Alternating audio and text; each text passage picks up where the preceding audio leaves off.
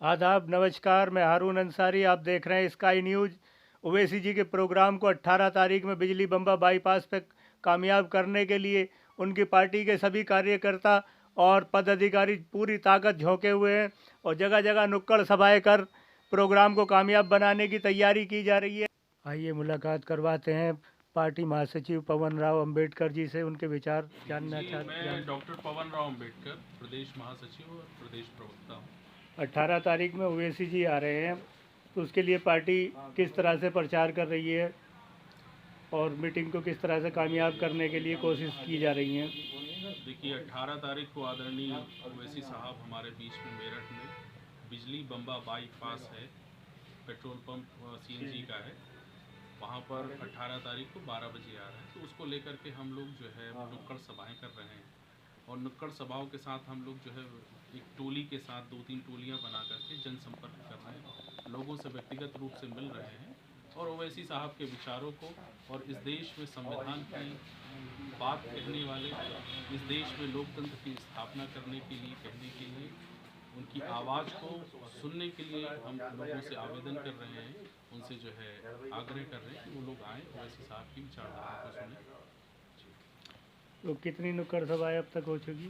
देखिए, हमारी नुक्कड़ सभाएं पिछले 4 दिनों से चल रही मेरठ में और नुक्कड़ सभाएं लगभग हमारे करीब 35 नुक्कड़ सभाएं हो चुकी हैं और जनसंपर्क हमारा व्यक्तिगत रूप से जो है चल रहा है और ये 17 तारीख रात तक ये जो है जनसंपर्क और नुक्कड़ सभाएं चलेंगी। कितनी सीटों पर चुनाव लड़ा रहे हैं? देखिए, पहले रुझान के अनुसार हमने 100 सीटों को आइडेंटिफाई किया था, लेकिन बदली हुई परिस्थितियों को देखते हुए हम 100 सीटों के आंकड़े को पार करेंगे और हमने जो है कानपुर की रैली में आदरणीय ओवैसी साहब ने घोषणा भी की है कि हम अपना मोर्चा स्वयं का बना करके भारतीय जनता पार्टी को इस उत्तर प्रदेश से दूर करने के लिए हम काम करेंगे और सभी सीटों पर लड़ने का हम ऐलान करेंगे जल्द ही। स्टेट वर्किंग कमेटी के मेंबर शोषित वंचित समाज सम्मेलन लेके हम चल रहे हैं, जो शहर ब शहर अपनी बड़ी सभाओं को कर रहा है और मजलिस अनकरीब एक बेहतरीन सियासी पार्टी के तौर से 22 में उभरेगी और शोषित और वंचित जो लोग भी हैं वो हमसे जुड़े। कुछ लोग करते हैं ब्राह्मण सम्मेलन, कुछ लोग करते हैं कश्यप सम्मेलन, कुछ लोग और किसी नाम से करते हैं, लेकिन हमको करना चाहिए था मुस्लिम सम्मेलन, लेकिन हम करते हैं शोषित वंचित समाज सम्मेलन। अब जो लोग भी अपने आप को समझते हैं कि उनके साथ डिस्क्रिमिनेशन किया जा रहा है वो हमारे साथ आए, भेदभाव किया जा रहा है वो हमारे साथ जुड़े और 18 तारीख को जनाब बैरिस्टर असदुद्दीन ओवैसी साहब मेरठ में तशरीफ़ ला रहे हैं। तमाम लोगों को चाहिए कि उसकी बातों को सुने और सियासत में हिस्सा लें। अगर वो हिस्सा नहीं लेते हैं तो सियासत उनकी ज़िंदगी में हिस्सा ले लेगी।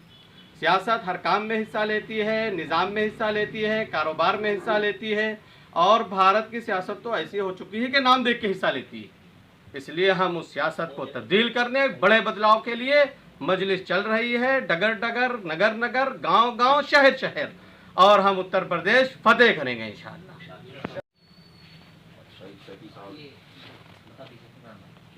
भावी प्रत्याशी आवेदन किया है दक्षिण विधानसभा। सर, क्या नाम है आपका? मेरा नाम शाहिद अहमद है और मैं यहाँ दक्षिण विधानसभा 49 से तैयारी कर रहा हूँ चुनाव की। अभी पूरे उत्तर प्रदेश के अंदर 2022 के अंदर चुनाव होना है, उन्हीं की मेहनत तमाम पार्टियाँ कर रही हैं। इसी मेहनत को लेकर हमारी पार्टी भी है AIMIM की चुनावी मैदान में और मेहनत चल रही है। उसी मेहनत के मद्देनज़र बैरिस्टर असदुद्दीन ओवैसी साहब जो हमारे कायद भी हैं वो 18 तारीख में तशरीफ़ ला रहे हैं यहाँ हापुड़ रोड पे बिजली बम्बा बाईपास पे। तो अभी फ़िलहाल तो उसी जो प्रोग्राम को कामयाब करने की कोशिश की जा रही है, उसी की प्रोग्राम की कामयाबी के लिए हम जनसंपर्क कर रहे हैं और नुक्कड़ सभाएँ कर रहे हैं। ये प्रोग्राम कामयाब होगा फिर आगे की बात करेंगे इंशाल्लाह। चुनाव भी लड़ेंगे, कहाँ लड़ेंगे ये हमारी पार्टी के सीनियर लीडर ऐलान कर ही चुके हैं और बाकी आखिरी में जो भी होगा वो फाइनल आपको बता दिएगा। तारीख में जनाब बैरिस्टर असदुद्दीन ओवैसी साहब हमारे सरजमी मेरठ पर आ रहे हैं और इस रैली के ही संबंध में नुक्कड़ सभाएं बराबर हमारी चल रही हैं।